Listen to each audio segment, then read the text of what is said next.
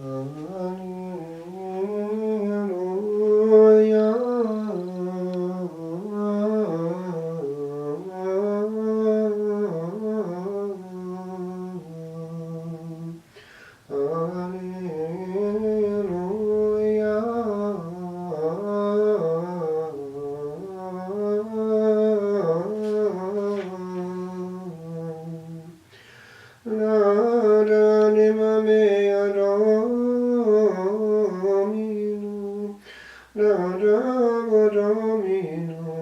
in vita mea,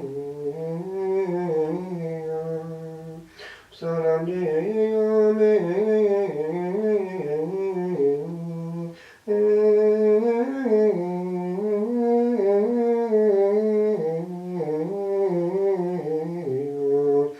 quam Dio ero.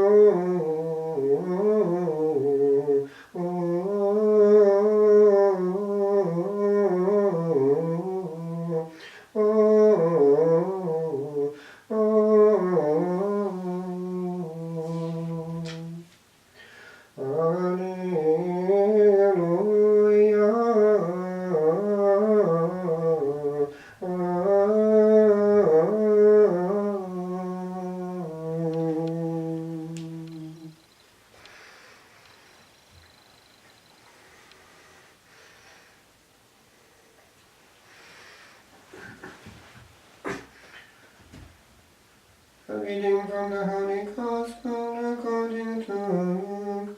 Glory to you, Lord.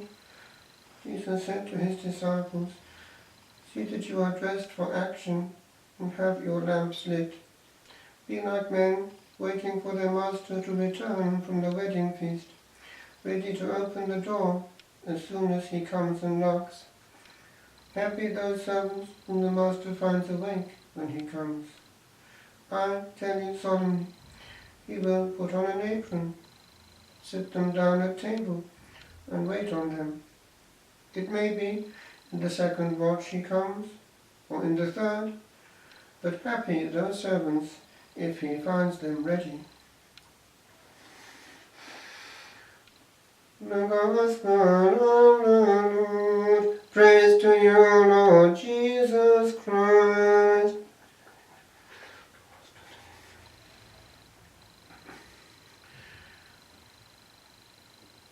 In 1974, I was deeply moved and exposed to La Trappe for the first time in the long vacation of that year.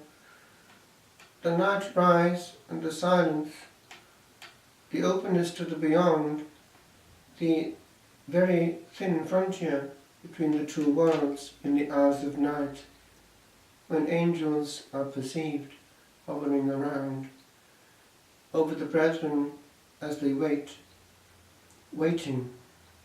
And one of the most moving elements was the long, contemplative night office, vigils. Quite often a hymn would be sung which made reference to expecting the return of the bridegroom, and an invitation in the very words to keep our lamps lit.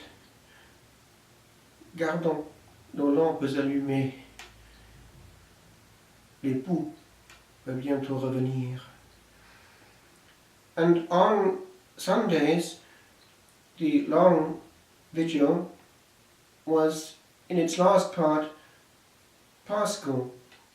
The third nocturne would be quite solemn, with the lighting of the Paschal candle and the reading of the Easter Gospel. Therefore, truly waiting for the returning King.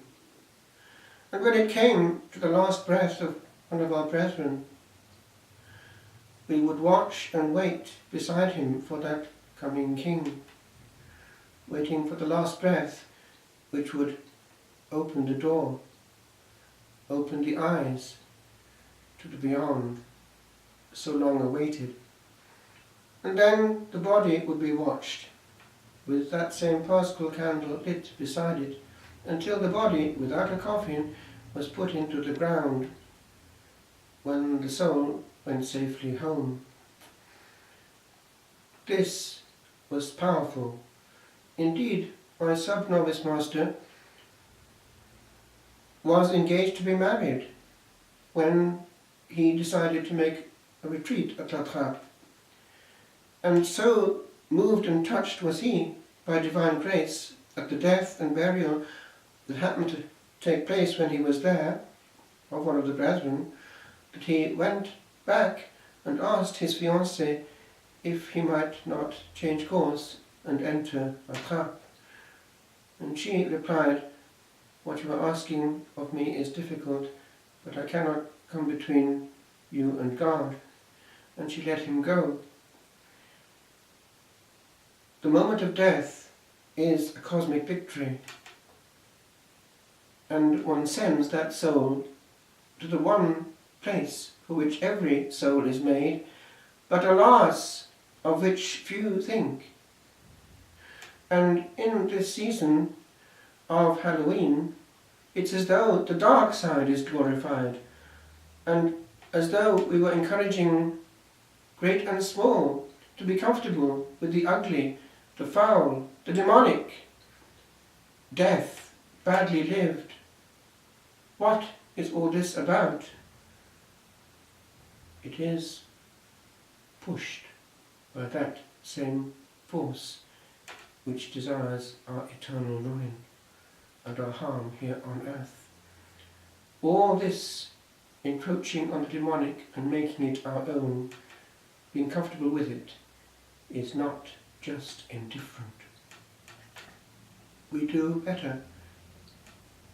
We do well to spend our time with our good friends, the angels, to return to that calm vigil where we wait for the real surprise and for which we labour calmly every day, knowing where we're going.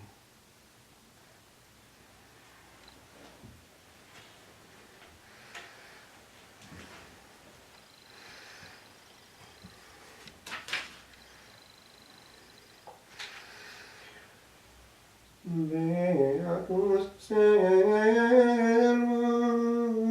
quem convenere Dominus, in venere vigilantem, amen dico vobis, super omnia bona sua, constituete.